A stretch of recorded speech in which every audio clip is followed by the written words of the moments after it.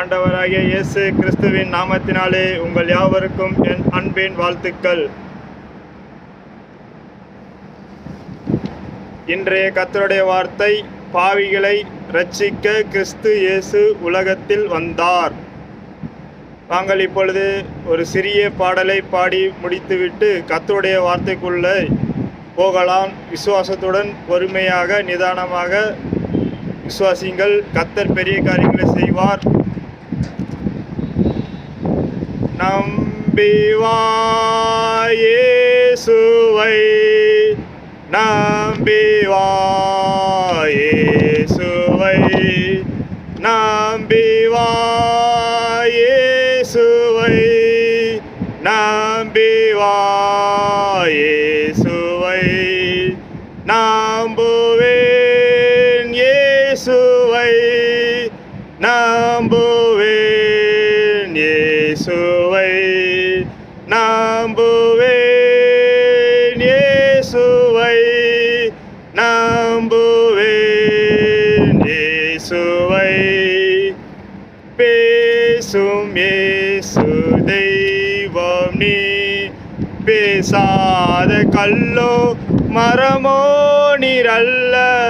பேசும் இயேசு தெய்வம் நீ, பேசாத கல்லோ மரமோ நீரல்ல. பேசும் தெய்வம் நீ. இப்பொழுது ஒரு சிறிய வார்த்தை கேட்போம். பிசாசின் குணநலங்கள் சகல விதமான கசப்பும், கோபமும், மூர்க்கமும், கூக்குரலும், தூஷணமும், மற்ற எந்த துர்க்குணமும் உங்களை விட்டு நீங்க கடவது. எபேசியர் 4:31. பிசாசின் குணநலங்கள், அதாவது கோபங்கள், வைராக்கியங்கள், பிடிவாதங்கள், தீமைக்கு தீமை செய்தல், பழி வாங்குதல், இருமாப்பாய் இருத்தல், இவைகளெல்லாம் பிசாசின் குணநலங்கள். இவைகள் நமக்குள் இருந்தால் அவற்றை நீக்கிவிட்டு கர்த்தரிடத்தில் மன்னிப்பு கேட்டு அவர் பாதையில் நடப்போம். நாங்கள் இன்றைக்கான கர்த்தருடைய வார்த்தைக்குள்ளே போகலாம். பாவிகளை இரட்சிக்க கிறிஸ்து இயேசு உலகத்தில் வந்தார். இப்போதும் கர்த்தர், நீ போய் அமலேக்கியாகிய அந்த பாவிகளை சங்கரித்து அவர்களை நிர்மூலமாக்கி தீருமட்டும் அவர்களோடு யுத்தம் பண்ணு என்று சொல்லி உம்மை அந்த வழியாய் அனுப்பினார். 1 சாமுவேல் 15:18. வறட்சியும் உஷ்ணமும் உறைந்த மலையை பட்சிக்கும், அப்படியே பாதாளமானது பாவிகளை பட்சிக்கும். யோபு 24:19. பாவிகளை தீவினை தொடரும், நீதிமான்களோ நன்மை பயணமாக வரும். நீதிமொழிகள் 13:21. இதோ தேசத்தை பாழாக்கி அதன் பாவிகளை அதிலிருந்து அழிப்பதற்காக கர்த்தருடைய நாள் கடூரமும் மூர்க்கமும் உக்கிர கோபமுமாய் வருகிறது. ஏசாயா 18:9. பலியை அல்ல இரக்கத்தையே விரும்புகிறேன் என்பதின் கருத்து இன்னதென்று போய் கற்றுக்கொள்ளுங்கள். நீதிமான்களை அல்ல,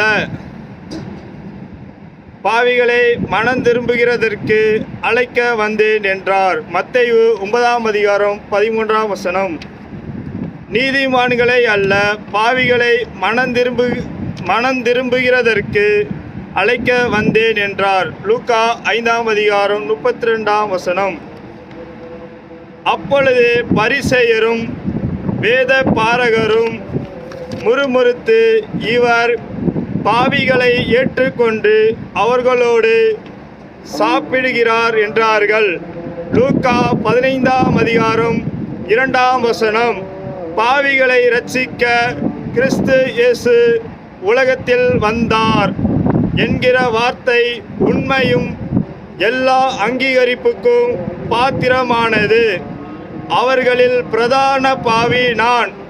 1 தீமோத்தேயு 1:15 நாங்கள் தங்கள் பாவங்களை அறிக்கையிட்டு யோர்தான் நதியில் அவனால் ஞானஸ்தானம் பெற்றார்கள். மத்தேயு 8:6 நமக்குள்ளே ஏதாவது பாவங்கள் இருந்தால் தெரிந்தோ தெரியாமலோ செய்த பாவங்களை கர்த்தரிடத்தில் அறிக்கை செய்து அதை விட்டு நாம் விலகி செல்வோம். இவ்வுலகில் அநேக பாவங்கள் நம்மை நோக்கி வந்து கொண்டே இருக்கும். அவைகள் எல்லாவற்றிலிருந்து நீங்கி விலகி நாம் செல்வோம். கர்த்தர் நம்மோடு இருப்பார். கர்த்தர் நம்மோடு இருந்தால் நாம் மிகுந்த கனிகளை கொடுப்போம். இன்றைய வார்த்தையை கேட்ட பார்த்த உங்கள் யாவரையும் கர்த்தர் கண்டிப்பாக ஆசீர்வதிப்பார். விசுவாசிங்கள். இன்றைய கர்த்தர் சொல்லிக் கொடுத்த வசன ஜபத்தை நாம் செய்து இன்றைக்கான வார்த்தையை நாம் நிறைவு செய்வோம். பரமண்டலம் இருக்கிற எங்கள் பிதாவே, உம்முடைய நாமம் பரிசுத்தப்படுவதாக, உம்முடைய ராஜ்யம் வருவதாக, உம்முடைய சித்தம் பரமண்டலத்திலே செய்யப்படுகிறது போல பூமியிலேயும் செய்யப்படுவதாக. எங்களுக்கு வேண்டிய ஆகாரத்தை இன்று எங்களுக்கு தாரும். எங்கள் கடனாளிகளுக்கு நாங்கள் மன்னிக்கிறது போல எங்கள் கடன்களை எங்களுக்கு மன்னியும். எங்களை சோதனைக்கு உட்பட பண்ணாமல் தீமையில் நின்று எங்களை இரட்சித்து கொள்ளும். ராஜ்யமும் வல்லமையும் மகிமையும் என்றென்றைக்கும் உம்முடையவைகளே. ஆமேன், ஆமேன், ஆமேன். பிதாவுக்கும் குமாரனுக்கும் பரிசுத்தாவிக்கும் மகிமை உண்டாவதாக. ஆமேன், ஆமேன். ஆதியிலும் இப்பொழுதும் எப்பொழுதும் சதா காலங்களிலும் இருப்பதாக. ஆமேன். என் ஆத்மாவே கர்த்தரை சோத்ரி, என் முழுவதுமே பசுராம் சோத்ரி. என் ஆத்மாவே கர்த்தரை சோத்ரி, கர்த்தர் செய்த சகல உபகாரங்களையும் மறவாதே. ஆமேன், ஆமேன், ஆமேன், ஆமேன். மறக்காமல் உங்களது சப்ஸ்கிரைப் பட்டனை சப்ஸ்கிரைப் செய்து விடுங்கள். லைக் பட்டனை லைக் செய்து விடுங்கள். உங்கள் கருத்துக்களை கமெண்ட் பாக்ஸில் கமெண்ட் செய்து விடுங்கள். Thank you friends. Thank you friends. God bless you. நன்றி.